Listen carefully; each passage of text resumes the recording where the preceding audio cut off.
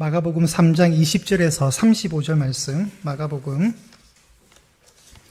3장 20절에서 35절의 말씀입니다. 저와 여러분이 한 절씩 교독하시고 마지막 절 35절은 다 같이 읽겠습니다. 20절입니다. 집에 들어가시니 무리가 다시 모임으로 식사할 겨를도 없는지라.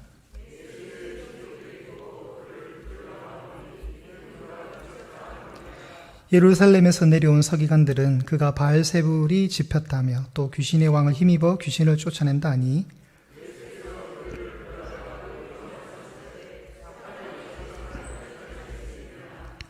또 만일 나라가 스스로 분쟁하면 그 나라가 설 수 없고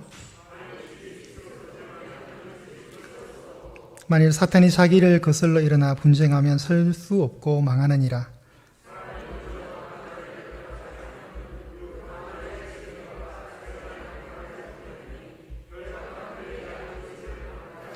내가 진실로 너희에게 이르노니 사람의 모든 죄와 모든 모독하는 일은 사하심을 얻되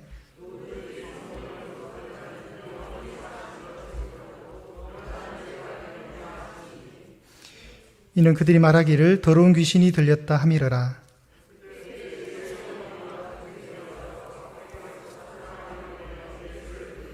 무리가 예수를 둘러 앉았다가 여짜오되 보소서 당신의 어머니와 동생들과 누이들이 밖에서 찾나이다. 둘러 앉은 자들을 보시며 이르시되 내 어머니와 내 동생들을 보라. 누구든지 하나님의 뜻대로 행하는 자가 내 형제요 자매요 어머니니라. 아멘. 할렐루야. 네, 찬송가가 갑자기 화면과 함께 밑에 자막으로 나오니까 신기하시죠? 네, 이때 신기하다고 해주세요. 네. 네, 많이 저도 놀랐는데 우리 목사님이 지금 그렇게 제작을 하셨습니다. 이제 장비가 받쳐주니까 스크린 들어오니까 이런 변화가 있습니다. 지금 최근에 이제 목사님하고 저하고 특히 이제 우리 김현철 목사님은 거의 뭐 지금 목회가 아니라 거의 지금 사역의 방향이 약간 좀 이렇게 IT와 뭐 이런 쪽으로 가 있습니다, 지금. 그래서 참 이렇게 은사를 가지신 분이 같이 동력을 하게 되어서 너무 감사하고, 우리 관리선이 계속 붙이고, 자르고, 뚫고, 박고 막 이런 과정들을 많이 하고 계십니다. 어쨌든 조금씩, 저희가 아름다움을 향해서 세팅을 해 나가고 있습니다. 자, 오늘도 우리가 하나님 말씀을 만나는데, 오늘은 누가 진짜 예수님의 가족인가에 관해서 말씀을 나누겠습니다. 제가 오늘 준 그 인쇄물에 보면, 20절과 21절 이후에 22절 가는데 이래 펑 띄어져 있죠. 그죠? 그리고 30절과 31절 사이에 간격이 있습니다. 그죠? 그래서 조가 편성이 되는데 1조, 2조, 3조가 됩니다. 이해되시죠? 왜 띄어놨냐면 이건 이제 샌드위치 구조 때문에 그렇습니다. 지금 유튜브로 보시는 분들은 소리 볼륨을 한번 확인해 주시기 바랍니다. 지난주와 지지난주죠. 보통 우리가 예배 드릴 때 볼륨과 지금 볼륨을 한번 체크하셔서 한번 댓글로 남겨주시기 바랍니다. 소리가 잘 안 들려요라고 해도 되고 소리가 이전보다 좋아졌다 이렇게 댓글로 확인해 주시면 댓글로 써주시면 저희가 확인하겠습니다. 네. 자, 샌드위치 구조인데 우리 그림 한번 올려주십시오, 목사님. 이렇게 생겼습니다. 그죠? 샌드위치 드셔보셨죠? 네, 빵과 빵 사이에 무언가가 들어가 있습니다. 그 다음 그림 주시면 성경에 보면은 성경의 이 기록은요, 여러분, 뭐 우리가 일상에 일어났던 일을 뭐 일기 쓰듯이 쭉 나열하는 게 아니에요. 굉장히 섬세한 구조를 가지고 있어요. 섬세한 구조를.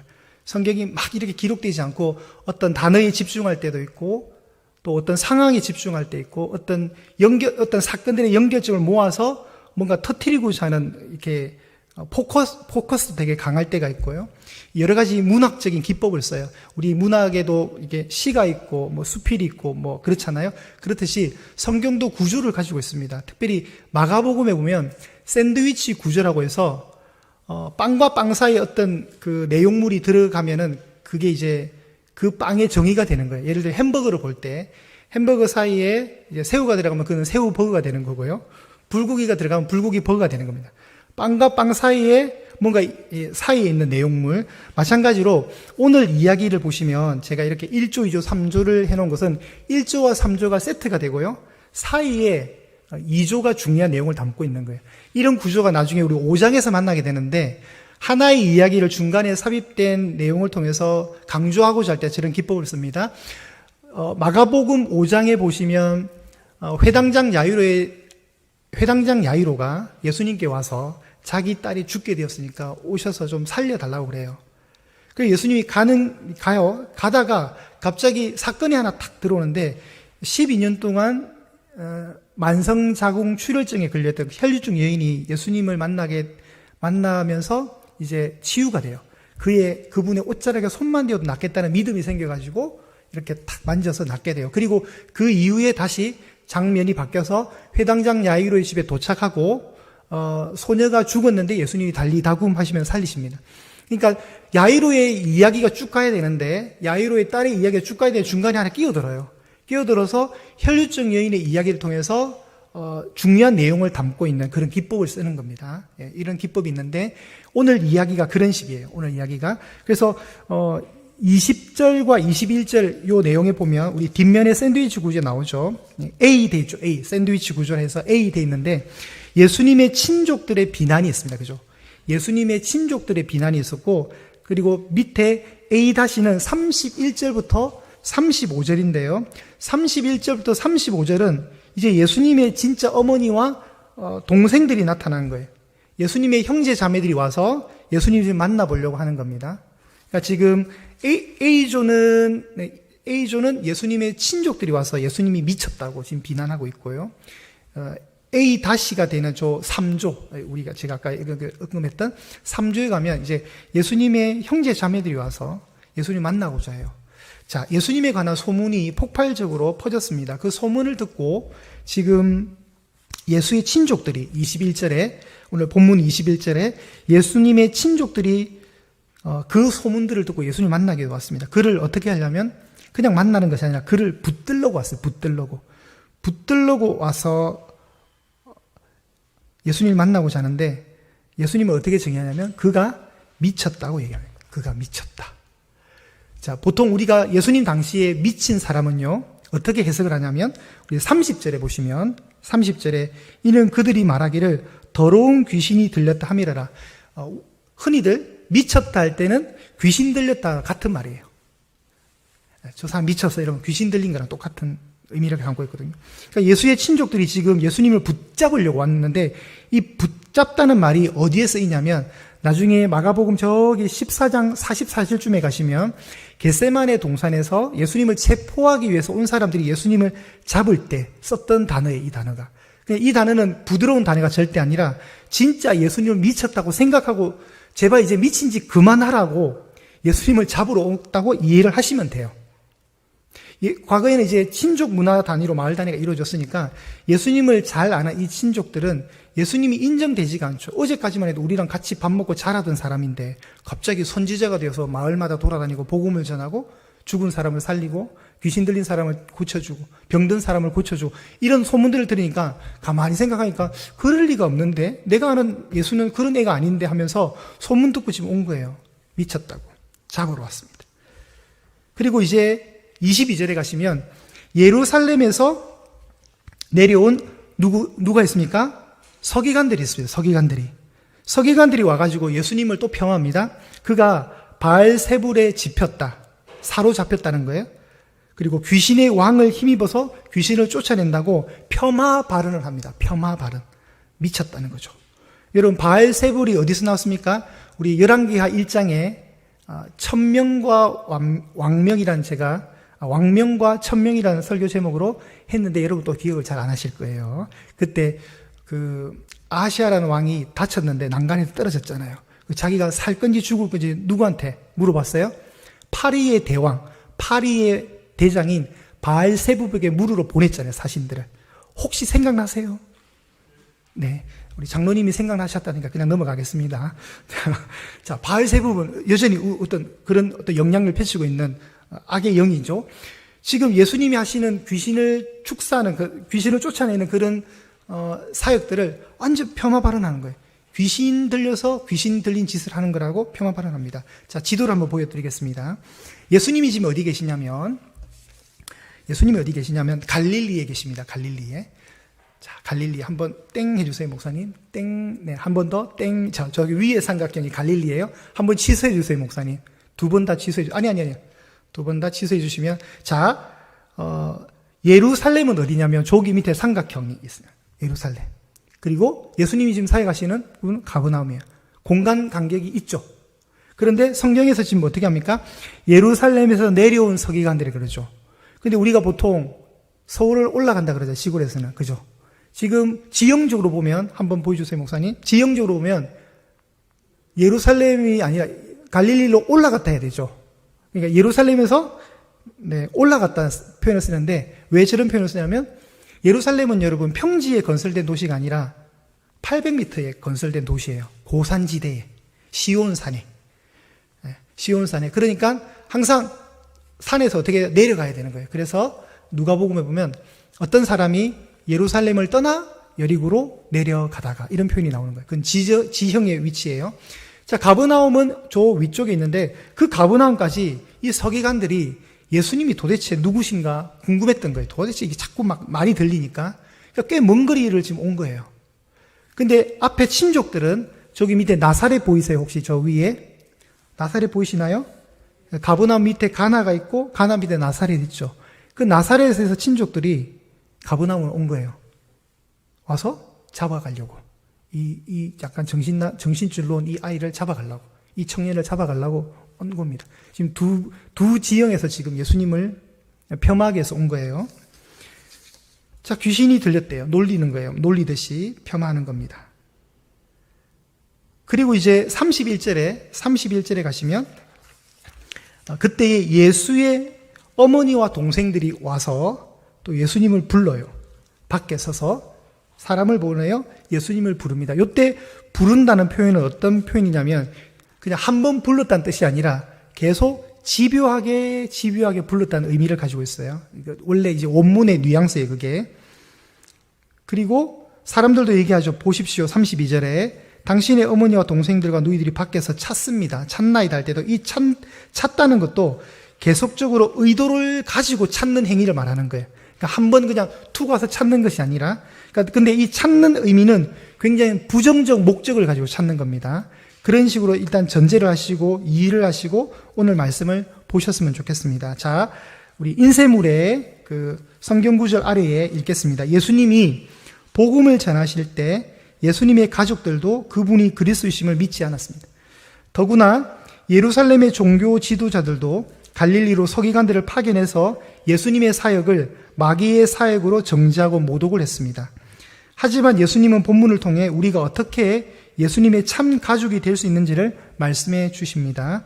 본문은 문맥의 흐름상으로 볼 때 우리 지난주에 12제자를 세웠잖아요. 그죠? 12제자들은 혈연 공동체가 아니에요. 그죠? 혈연하고 아무 관계 없어요. 그들은 예수 그리스도의 이름으로 모인 공동체가 되는 거예요. 그러니까 진짜 가족은 누구예요? 그런 믿음 안에서 구성된 가족이 진짜 가족이라는 거예요. 이런 친족들이나 예수님의 형제 자매들이 와서 가족으로 내세우는 명분이 아니라 이제는 새로운 가족의 정의를 제시하는 겁니다. 그래서 지난주 배웠던 12제자의 이름을 전제로 해서 그 명단들을 연상해서 연관을 지어서 오늘 본문을 보셔야 됩니다. 다시 오늘 본문인 20절에 집에 계실 때에 식사할 겨를도 없을 만큼 예수님은 굉장히 무리에 둘러싸여 있었고 분주하신 상황이었습니다. 예수님의 소문은 너무나도 폭발력을 가지고 있었고 많은 사람들이 예수님 만나고 싶어 했습니다. 그런 상황 속에 오히려 예수님과 가장 밀착됐던 친척들은 예수님을 너무 잘 아니까 편견이 있을 수밖에 없는 거예요. 여러분, 신앙의 모태신앙이 아니시라 1대 신앙 한번 살짝 이렇게 손 한번 들어보실래요? 1대 신앙. 1대 신앙. 저도 1대 신앙입니다. 1대 신앙들이 신앙생활 열심히 하면 항상 듣는 말이 있어요. 예수에 미쳤다는 소리를 합니다. 특히 저희 어머니가 그러셨습니다. 저희 어머니가 11년 동안 저를 인정하지 않았습니다. 인정하지 않았습니다. 그러니까 너무 예수님을 제가 잘 믿는 것처럼 보이니까 우리 어머니가 늘 저를 그렇게 생각을 하는 거예요. 그러니까 당신이 믿는 샤머니즘적인 그런 종교, 뭐 불교라고도 하지만 그냥 온갖 우리 한국 사람 정서에 있는 여러 가지 그런 신앙적 정서, 불신의 정서들을 가지고 어둠의 영의 정서를 가지고 살아가고 있는데 제가 교회를 다니게 되고 신앙생활을 하니까 가장 가까이 계시는 어머니가 저를 핍박하는 거예요. 오히려 세상에 밖에 있는 사람이 저를 핍박하지 않아요. 아무 상관이 없으니까. 그런데 이제 제가 계속 교회를 집중하고 교회를 다니는 걸 포기하지 않으니까 한날 그러시더라고요. 내가 몸이 아픈 것도 우리 집안에 종교가 2개라서 내가 몸이 아프다. 해석을 그런 식으로 하셔요, 항상.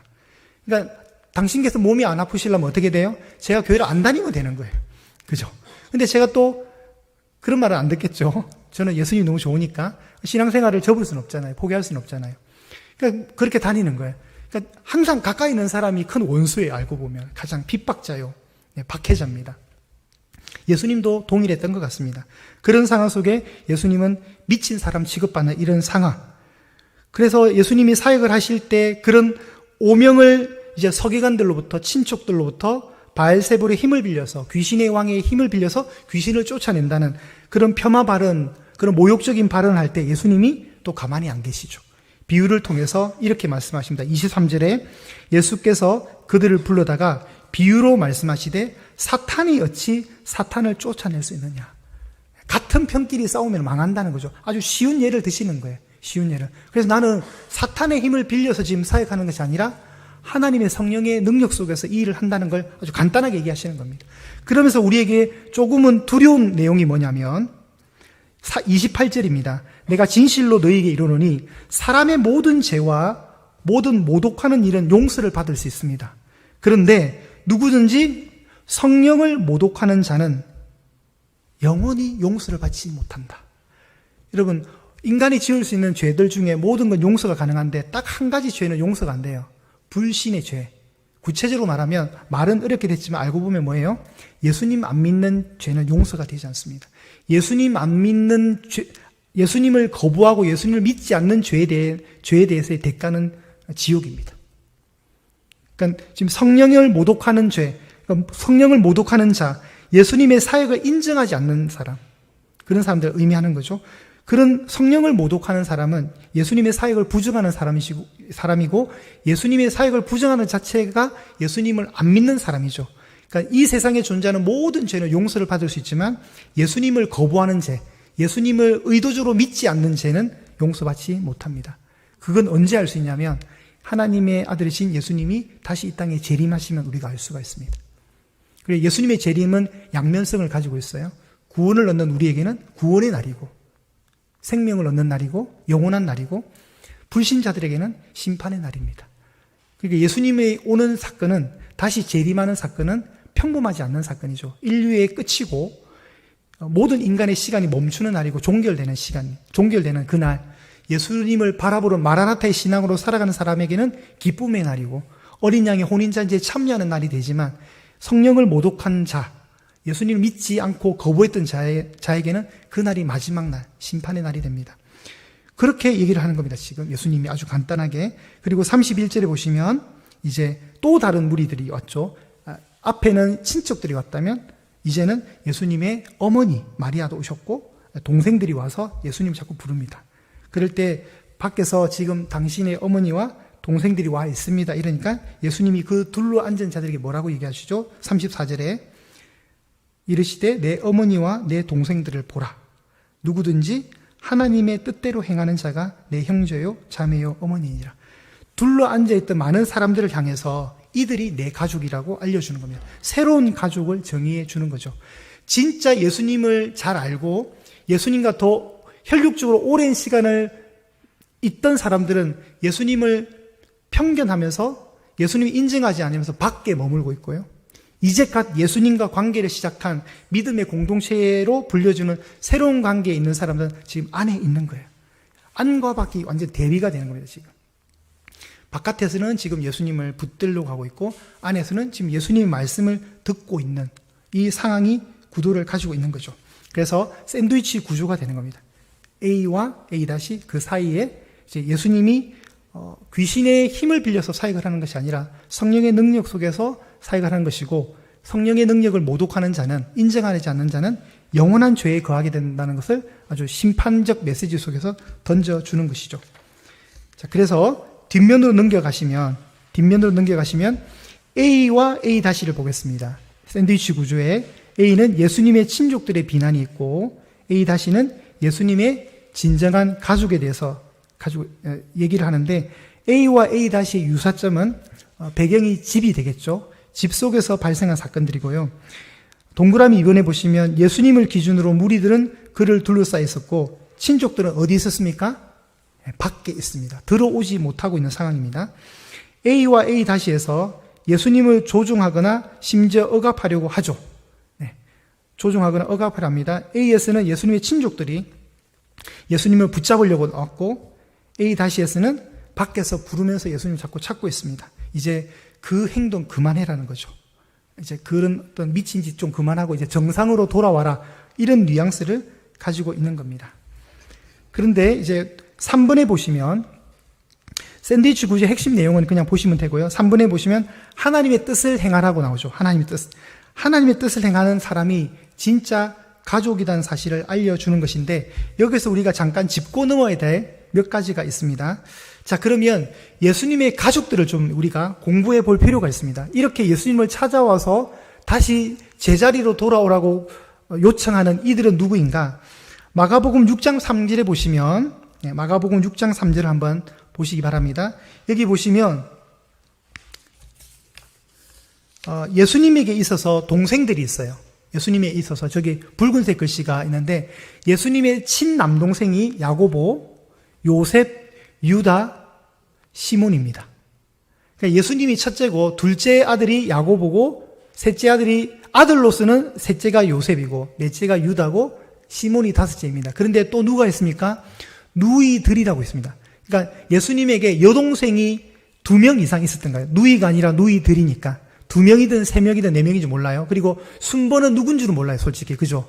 그러니까 아들만 낳은 것도 아니고 아들, 딸 이렇게 교차될 수 있으니까. 그죠? 그러니까 지금 요셉의 아들 목수가 아니냐라고 말하지 않고 마리아의 아들이라고 말할 때는 이미 요셉은 죽은 것으로 추정이 돼요. 그러니까 어머니만 남아 계시는 거예요. 그러니까 예수님과 이제 예수님의 어머니 그리고 4명의 남동생 2명 이상의 누이들이 모이니까 예수님의 가족은 총 8명이에요. 8명. 아버님이 살아계셨으면 9명. 그 누이들이 3명이면 10명이 되고요. 누이들이 4명이면 11명이 되고 대식구예요. 대식구. 이 대식구들이 지금 누구를 이해를 하지 못하고 있는 거예요. 지금 예수님을 이해를 하지 못하고 있는 거예요. 지금 예수님이 지금 어떤 상황 속에서 사역을 하는지를 이해를 못하고 있습니다. 자, 여기서 다시 저기 나오는 야고보가 됐네요. 야고보와 유다, 요게 이제 형제로 볼 때는 이제 예수님의 세 번째 남동생 유다. 유다는 여러분 신약 성경 27권 가운데 신약 성경을 기록한 저자가 됩니다. 자, 무슨 말씀이냐면 자, 신약 성경 야고보서 1장 1절을 보겠는데 여러분 찾으셔야 됩니다. 제가 자막은 제공하지 않습니다. 왜냐하면 현장에서 좀 체크하는 재미가 있어야 돼요. 371쪽을 찾아주십시오. 신약 성경 371쪽. 신약 성경 371쪽을 찾아주십시오. 네, 소리 잘 들린다고 댓글이 올라오고 있네요. 음향이 좋아지고 있는 것 같아요. 자, 371쪽을 찾으시면 됩니다. 371쪽. 신약 성경 야고보서 1장 1절입니다. 찾으셨으면 읽어도 될까요? 네, 한번 합독해 보시겠습니다. 시작. 하나님과 주 예수 그리스도의 종 야고보는 흩어져 있는 12지파에게 문안하노라. 요때 야고보는 여러분, 우리 지난주에 예수님의 제자 중에 야고보 있었죠. 나중에 노래 부를 거예요. 베드로, 안드레, 야고보, 요한 할 때 야고보 나왔죠. 이때 야고보가 아니에요. 동명이인입니다. 아시겠죠? 예수님의 동생 야고보예요. 그래서 어떻게 나오냐면 자신을 하나님과 주 예수 그리스도의 종 야고보라고 겸손하게 표현을 합니다. 내가 예수님 동생이라고 표현하지 않고 예수님의 종이라고 야고보가 스스로 표현합니다. 자, 이 야고보를 이제 좀 보겠습니다. 성경에 이 야고보가 한 3번 정도 등장하는데 한번 볼게요. 처음 지금 예수님을 지금 믿고 있지 않는 상태잖아요. 그죠? 예수님을 미쳤다고 생각하는 이 야고보가 이제 변화가 되어서 아주 중요한 초대교회 일꾼이 됩니다. 사도행전 15장 13절을 한번 보겠습니다. 자, 이거는 몇 페이지가 되냐면 사도행전 15장 13절 213면에 있습니다. 213면에 예루살렘에서 총회가 벌어집니다. 예루살렘에서 총회가 벌어지는데 예루살렘 총회의 주제는 이방인들이 예수님을 믿어도 되는가, 그들에게 할례가 필요하냐 안 하냐 이런 논쟁이 벌어질 때 이제 여러 토론의 과정 속에 중간에 등장한 인물이 있습니다. 사도행전 15장 13절입니다. 네, 제가 읽겠습니다. 말을 마침에 누가요? 야고보가 대답하여 이르되 형제들아 내 말을 들어라. 자, 총회를 하고 있는데 야고보라는 사람이 등장합니다. 이 야고보가 누구일까요? 예수님의 친동생 야고보입니다. 그러면 이 친동생은 지금 예루살렘 초대교회에 굉장히 중요한 리더의 자리에 있다는 것을 알 수가 있습니다. 자, 그리고 이제 사도행전을 찾았으니까 12장 2절을 한번 가볼게요. 바로 앞에니까 12장 2절 12장 2절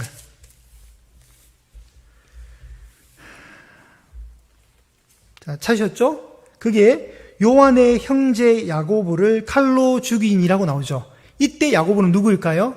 예수님의 12제자 중 하나였던 야고보예요. 그러니까 야고보는, 우리가 알고 있는 야고보는 12장에서 죽고 15장에 방금 등장했던 야고보는 또 다른 야고보라는 걸 알 수 있죠. 이름은 같지만. 그러니까 12장에 순교하는 야고보는 예수님의 12제자 중에 하나였고, 지금 15장 13절에 등장했던 야고보는 예수님의 혈육적 남동생이라는 거예요. 자, 그리고 갈라디아서로 한번 가보겠습니다. 자, 조금만 인내해 주십시오. 갈라디아서에 가면 사도 바울이 이 야고보를 어떻게 칭해 주는가를 알 수가 있는데요. 자, 갈라디아서 1장 19절을 찾아보겠습니다. 갈라디아서 1장 19절 성경책으로 보면 302쪽에 있습니다. 302쪽에 갈라디아서 1장 19절 말씀,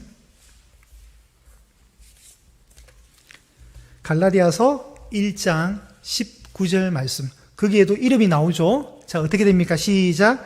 주의 형제 야고보 외에 다른 사도들을 보지 못하였노라. 요때 이제 야고보를 어떻게 표현합니까? 예수님, 주님, 우리가 섬기는 예수님의 뭐라고요? 형제 야고보, 혈육적 형제라는 뜻이에요. 그런데 사도 바울은 이 예수님의 혈육적 형제인 야고보를, 자, 갈라디아서 2장 9절에 한번 보십시오. 갈라디아서 2장 9절, 옆 동네 바로 가시면 나오죠. 거기에 이렇게 표기가 되어 있습니다. 또 기둥같이 여기는 야고보라고 나오죠. 그러니까 사도 바울에게 있어서 정말 기둥같이 든든한 동력자, 누구라고요? 야고보라는 사실을 알 수가 있습니다. 그러니까 야고보는 그냥 평범한 위치에서 사역을 한 것이 아니라 굉장히 예루살렘 초대교회의 중심부에서 핵심적 리더로서 사역을 하고 있었던 거예요. 자, 그렇게 이해하시면 됩니다. 자, 다시 돌아와서 이제는 어디로 가셔야 되냐면 신약성경 유다서, 요한계시록 앞에 있는 유다서 1장 1절입니다. 397쪽을 한번 찾아주십시오. 397쪽 유다서 1장 1절입니다.